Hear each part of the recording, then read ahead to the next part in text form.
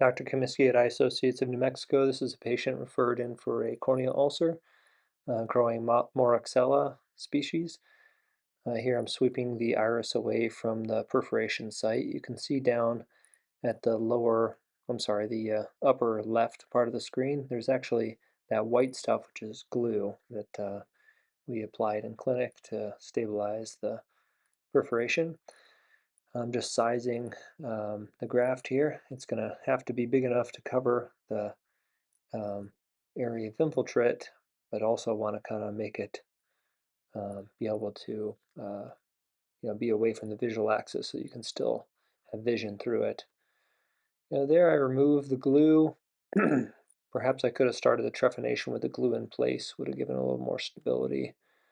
So here I'm kind of going around with the scissors to remove the cornea in the area that we've planned the graft.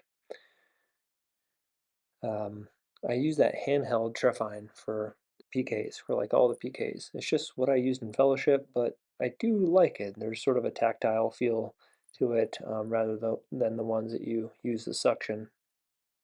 So I feel that I can get some amount of control by using the handheld one.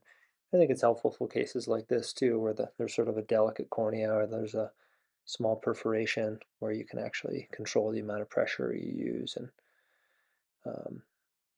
so anyway, here we're sewing on the new graft and just kind of working little by little. I tend to prefer working where we use optical cues rather than ink marks. So you have to get the first 4 sutures down in a plus sign, and then you're subdividing using creases in the cornea and as your guide. And I could kind of get into the weeds about why I like that, but that's what I do. So we're moving all the way around. Actually had the benefit of seeing this guy this morning, the morning of my recording this in clinic, and the thing that he remarked upon immediately after the surgery was how much more comfortable his eye was, than before when he had this ulcer that was, dogging him for 3-4 weeks. And then, with the glue on, even with the bandaged contact lens on top of it, there's just a constant aching in his eye. Kind of a foreign body sensation, even with and without the bandaged contact lens. So, if you watch the surgery video, you're like, oh my gosh, how could this possibly, be comfortable? And wouldn't he need pain medicine? Do we give oxycodone or Percocets after or something like that? I mean, and we don't. These patients are comfortable after surgery.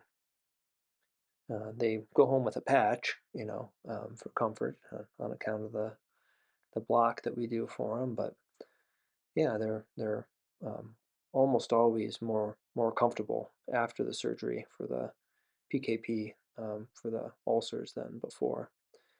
So he's of course a nice guy. I don't know. Sometimes the nice guys have developed these problems.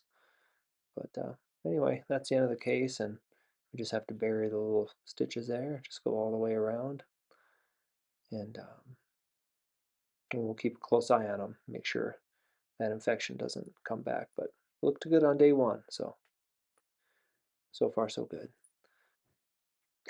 Last is just a little injection of antibiotics there into the area right around where the infection was and then under the conjunctiva.